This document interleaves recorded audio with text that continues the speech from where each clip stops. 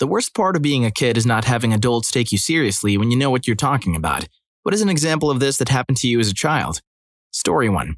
In grade school, my parents bought me a Nintendo DS, but in the store it was the setup where you pick up a cardboard card in the aisle for it, and when you bring it to the register, they take the card and give you the actual product. I guess somehow the cashier forgot they already put the product in the bag and accidentally put in 2.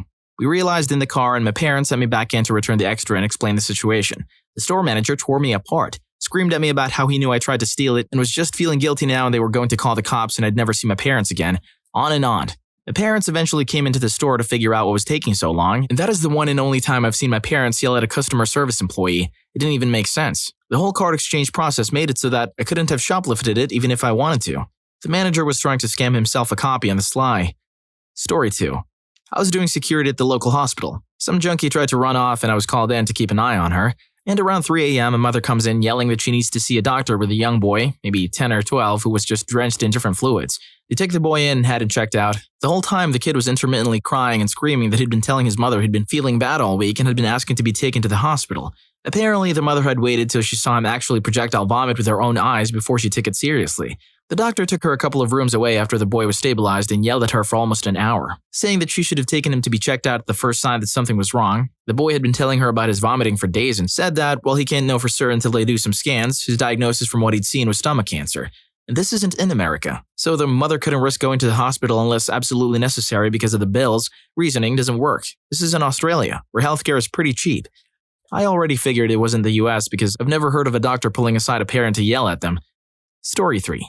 8 years old, my side hurts like all hell, burning, prickly, excruciating pain, unlike any I've felt in my life. My parents believe me, I've never acted like this in my life. Dr. A, 15 minutes touching my right side as I wince and cry in pain. I find nothing wrong with this boy. Thankfully, my parents believe me more than the pediatrician I've had for years. Dr. B, give him some ibuprofen and call me back in 24 hours.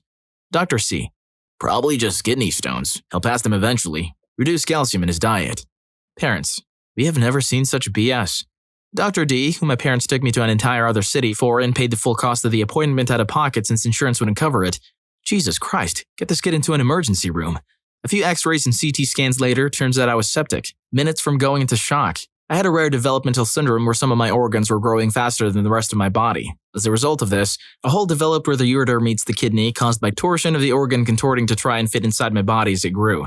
My parents didn't tell me until 15 years later, but taking me into the emergency room for surgery, the doctor told my parents straight up, 10%. That's the best chance I can give. Either the anesthesia would put me in a coma from the trauma my body was in, or the infection would be fatal. That was the prevailing opinion. Suffice it to say, after being told this, I understood much better why when I woke up, literally every family and extended family member I'd ever known was in town. They were either coming to wish me well or for a funeral. Story 4. My grandparents went to Australia for a year. Whilst they were gone, my mother was asked to drop by to check on their house, but would often just wait in the car and have me go in. One time I noticed that the next-door neighbors, who were building an extension, had taken down the dividing fence and put scaffolding into my grandparents' garden. I told my mother, who brushed it off as imagination, the next time they'd fully started to build on my grandparents' land, destroying my grandfather's prized rhubarb patch. I told my mother, and the same thing happened. By the time my grandparents came home, the extension was fully built and had been for months. My grandma was so annoyed at my mother for not doing anything to stop this, but I think they were so kind. They didn't do anything about it and the neighbors got away with it. A darn shame if someone accidentally lit that extension on fire. A darn shame. And to think the owners are in Australia. Hey, also, if you didn't know yet, me and a couple of my friends just launched Rufus Rugs. Premium, custom, hand-tufted rugs. Maybe you're just a fan of Naruto and want to show it off. Or maybe you just love Pokemon and want buzz toys on display for everyone. Either way, we can make almost anything. So hit the first link in the description to learn more. Story 5. At about 12 or 13, we lived in a small town. We had this elderly neighbor man, probably about 60. My mom was a huge alcoholic and would try to drown out her guilt with good deeds such as offering for me to babysit for free or to do yard work, etc. At one point, the elderly neighbor comes over to vent to my mom about how a mother living about a block away had abandoned her 2 kids, 6 female and 10 male. These kids were living alone in their home with no food, haven't gone to school, and he's taking them in. Fast forward about 5 to 6 months. My mom sees his lawn overgrown and she grabs my arm to walk me over to his house to offer yard care. He accepts. I spend 2 hours mowing the lawn. I go to walk down the driveway to head home and he comes to grab my attention. I'm over the BS, so I ignore him, but my mom notices as she's out in our yard. Long story short, he offers to pay me to clean inside the home. Mom forces me to no need to pay. Bed of 7 female has traces of blood in the sheets. Under the bed are countless used tied up and tons of candy wrappers. Boy's bedroom has scratch marks down the wall, bedding ripped up, and tons of broken who knows what, just thrashed. I realize things are seriously freaking wrong. I realize 7F and brother are safe currently at my house, and it's just Creeper and I. He grabs me as I go to rush out the back door, jams a VHS tape into my chest, and tells me to put it in now. We've got to watch this together and make sure those little turkeys didn't damage his favorite show. Stuck a foot behind him, pushed as hard as I could, and watched him stumble backward, grabbing my shirt so we both fall. I ran like crazy back to my house. Rushed in and told my mom and stepdad to get 7F and 10M and all of us kids to a safe room and call the cops now, and I'd explain. I grabbed the second house phone as I see the old man heading towards our house. I'm panicked as can be. My parents walk out the front door to go care for his injuries. Called my dad, told him to get help ASAP. The sheriff was there within literally 8 minutes, which felt like an eternity as I've got a handful of small kids in a closet, holding it closed with all my might. And what do you know? He's arrested, I give my statement to authorities, and they investigate. All the parents in this neighborhood sent their kids for slumber parties with 7F, and after learning that it had this experience, 6 other little girls her age spoke about things happening in that house. The prosecutor interviewed me, and as I described in detail, 3 of the VHS covers in the room and the other evidence matched up. We'll absolutely get a conviction. My mom still tried to argue with the prosecutor that he was seriously the sweetest old man and shouldn't have had to take on caring for them to begin with. Even after the trial, she still argued that I was wrong. Story 6. I was maybe 4 or 5 years old, and my mom took me with her to run errands. We ended up at the mechanic where my mom was getting her car repaired. She places me on the counter. I tell my mom, I don't feel well, Mom. She ignores me. I tell her again, Mom, I don't feel very well. She waves me off, disregards me, and takes out her credit card to pay. I pipe up once again. Mom, I don't feel... I throw up on the counter. The clerk turns to my mom and says, Oh, is she not well today? As my poor mother picks up her dripping credit card. No, I don't think she is, replies my mom, still processing what just happened. A fun mixture of disgust and surprise on her face. Power to her. She never disregarded me or ignored me ever again after that when I told her I felt sick, so there's that at least. Story 7. I didn't trust my head teacher when I was in primary school, and I didn't feel well when at that school. It was due to anxiety. Fast forward to the age of 17. I now know that the head teacher threatened to lock a kid with Down syndrome in a cupboard. She has a kid with Down syndrome. She covered up a teacher locking an autistic kid in a cupboard. She's reported my family, along with many others, to social services because my parents were causing my brother to cry all the time. He had a diagnosis of IBS and his tics, he has Tourette's, were incredibly painful and no one believed that he has Tourette's at that school, even after it was diagnosed. Same with the IBS. They also reported my family on the basis that they caused my autism and that my younger sister, she's autistic, was showing signs of copying older brother. Basically, they gaslighted my parents when they treated my brother horribly. I had left at this point. I'm now on medication for life to sort out my anxiety, depression, and stress. My parents feel so guilty that they didn't listen to me when I begged to be homeschooled. I'm now home educated, regardless of the pandemic, and going on to my A-levels. They get emotional whenever I bring up my time at primary and now listen and take me seriously. Story 8. I have chronic pain and fatigue and use a wheelchair part-time. My diagnosis in childhood was muscular dystrophy. Now we don't really know, but we're calling it Ehlers-Danlos syndrome. Never, in 12 years of schooling, did anyone ask if I could participate in an activity and how they could modify it for me. They always assumed I could and said, Oh, I'm sorry, I forgot you were disabled, or put me on the sidelines and made me be a cheerleader or observer. Even as an overly mature teenager who'd been a notable advocate, I had 2 choices. Participate in a painful and potentially dangerous activity, or sit out and run the risk of being chastised for not participating. The first time someone actually asked me how I could be included in something, without me having to put myself out there, not that I mind, so as long as it gets done, was my junior year of college when my professor was the first to ask me what I needed for a field trip. I didn't mind initiating the conversation, but I cannot recall a time when someone went straight to me, rather than just assuming or asking my mom. I can't believe she made it all the way to college and people still reached out to their mom instead, like they aren't a grown adult. I also can't believe you made it this far into the video without liking it and subscribing to the channel. Story 9. I wasn't a young kid, but still not old enough to be taken seriously by teachers. I was doing catering in school and my final project for the year had the brief dairy products, so all the dishes I made and presented had to contain dairy products. In the write-up for the practical, we had to discuss limitations to the dishes. I went for the obvious ones, lactose intolerant people and vegans who couldn't eat my dishes. I was an A+ student. All of the work I had handed in that year had been A+ graded, and I had 100 UMS on my actual exam. When it came to my final results, I had an A. I felt robbed. The breakdown of my mark came back to that despite getting an A+ in the exam. 40% weighting of final grade. I only got an A in my practical, 60% weighting, so it brought my overall grade down to an A.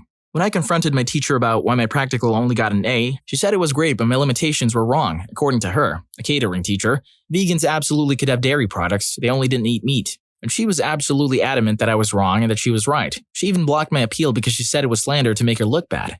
It was no secret I hated her, as she and I butted heads on a regular basis. I still get pissed off about it thinking about it now. Does she think vegetarians can't eat any animal product? Story 10. I have one. I was pretty into mountain biking, right? I was even on the team. Every Tuesday and Thursday we would meet up at a different set of trails, but this week we were meeting up at my favorite trails. We had gone about halfway through our usual loop, and I asked if we could go on my favorite trail before going back. We can call this trail FT. They said sure. But when I told them the trail name, they said they didn't know how to get there, so I would have to tell them when to turn. I see the turn off of how to get to the trail, and I pointed out. There's a trail straight ahead and a trail to the left. I say we go straight to get to my trail. Oh, we go straight here. But the name of the trail you said goes left. Well, yeah, but the loop for FT goes this way. I point to the straight trail. What if you were wrong? I'm pretty sure I know the way for my own trail. Pulls out a map. That won't help you because the trails I want to go on are all different trails you don't know about. One of the other coaches. Oh yeah, I'm pretty sure we go left here. Now getting kind of angry. No, we go straight here. This went on for about 10 minutes, of me convincing them that my FT is straight ahead and them telling me I don't know the way to my own FT. After the head coach, that has been silent for all this, says that, oh, now I remember, we go left. Ooh, obviously he knows the way, so now the argument was over. I tried to stop them, but no, we were definitely going to leave now.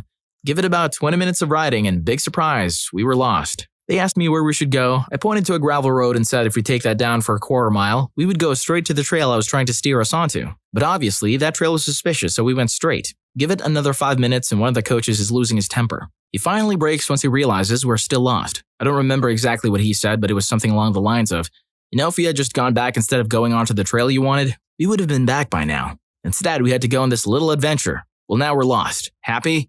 In the end, we were saved by another team who was doing the same trail. We followed them as we went on the exact same trails I told them to use to get back. I'm still mad at those coaches today. Story 11. Did an oral presentation on endangered snow leopards in elementary school, and part of it was about not wearing their fur. I had this obviously fake gray or blue leopard print sweater that I wore that day, to go with the theme and because I intended to mention something like, fake fur looks fine anyway, see? At the end. I get pretty nervous during presentation, so I forgot. So at the end, the teacher has this pitying, smug smile and goes, doesn't that sweater undermine your whole presentation? And tells everyone not to do that, shaking her head and being super dismissive. I think she gave me a chance to reply, but I just kind of stammered and clammed up because I was so embarrassed at her tone, so I forgot how to explain why I was wearing it, and she docked points from my grade for the presentation. If you assume the worst, shy kids like I was won't defend themselves because they're too humiliated. Still makes me angry to think about. Story 12. I don't remember how I phrased it, but I told my mom I had worms, tapeworms in my poop when I was either 6 or 7. She dismissed it thinking I was just saying kid stuff, so I figured they were meant to be there and they helped digest food. It took a year and a lot of worms coming out of my behind for me to realize this isn't normal.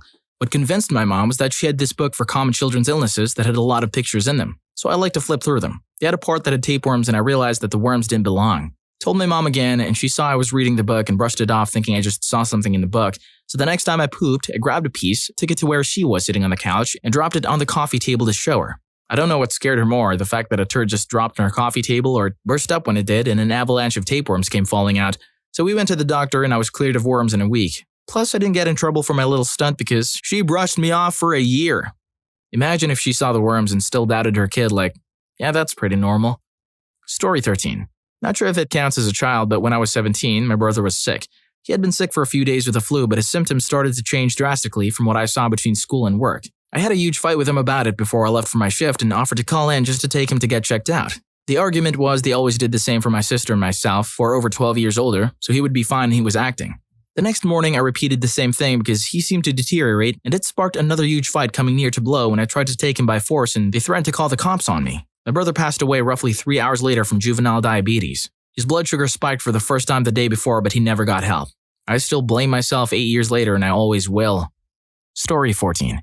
When you're a kid, you're more perceptive around your environment. Adding to that is, for some reason, there are some kids who know if the person approaching them is a bad guy or not. I'm one of those kids. From the get-go, I didn't like my stepdad. I met him at a young age when he was still my mom's boyfriend, and point blank I told my mom that he was a bad person, that I would never accept him in my life. My mother disregarded this as me being a bratty kid who didn't like the attention she gave to be divided. Provided that this might be true as well, growing up as the only kid in a house of adults, I had enough attention and people spoiling me that my mom having a boyfriend didn't really affect me as much. I was really more upset that she couldn't see how dark his aura was as a person. And he really did spell as a bad idea ever since. Fast forward to when they got married. My hunch was true. It was a vile guy who hurt my mother and illegal substances every day. He siphoned much of the money my mom's family gave on a regular basis for his vices, and he had mistresses right and left. After a while, my mom left him when she was near passing. That was 3 decades ago. Heard he went in and out of jail and now he's dead after the police raided his house for said substances. We're still taking therapy sessions until now to deal with all the aftermath. Story 15. Cooking advice. When I give advice on how to make stuff to my mom, she doesn't believe me. Well, in my country, it's still a thing that all women must know how to cook. In other words, it means men can't cook, and to her defense, she's a great cook. An even better one than me. But she doesn't know much about stuff that's not within our culture or is not a regional cuisine from our country. I excel in Western stuff. Call me a heretic, especially in making confectionery. I don't do other stuff much, so that's why she probably didn't take my advice. But little did she know that even though I don't do savory stuff, I'm still far better than her when it comes to stuff outside of our country. She was trying to make a sauce, but she was never able to match the flavor of the store-bought ones. For 3 years, she didn't listen to me. So in the end, I decided to take a bit of her made one and do my own magic on it. She thought I mixed the store-bought one with her because it literally felt like magic to her when she's been trying for 3 years. Western cuisine is actually quite easy, but my people's trail of thinking doesn't usually go there since they have learned things differently. That's what usually gives every region's various dishes a distinct but similar feeling. But that's what also keeps people from being able to recreate flavor from other places. My case is similar to being bilingual in cooking then. I hope you enjoyed the video, and if you made it this far, I'm sure you'll also enjoy what messed up thing did your school do? Story 4 was unbelievable. See you in that video.